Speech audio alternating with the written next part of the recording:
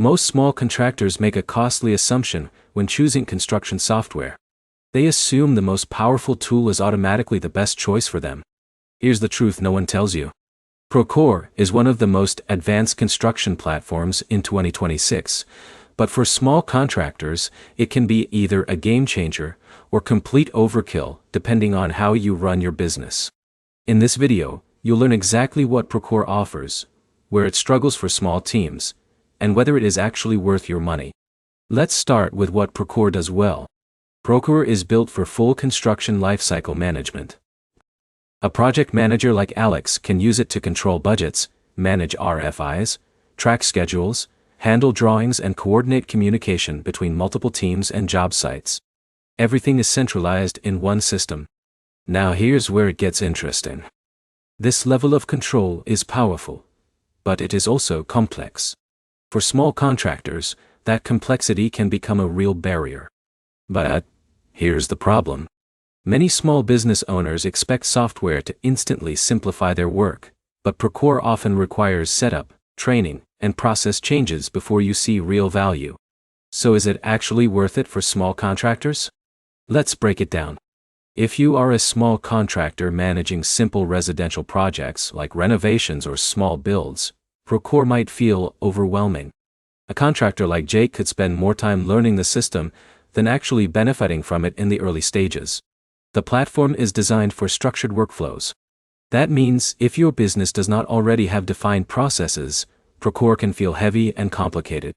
Now here's the other side. If your small contracting business is growing fast, taking on larger commercial projects, or working with multiple subcontractors, Procore starts to make more sense.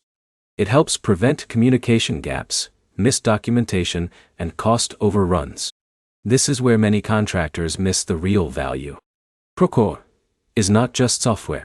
It is a system for scaling construction operations. But scalability comes with a price. Not just in cost, but in time and adoption effort across your team. So, what should you do as a small contractor? If your projects are simple, local, and small scale, Procore is usually more than you need. A lighter tool may give you faster results with less friction.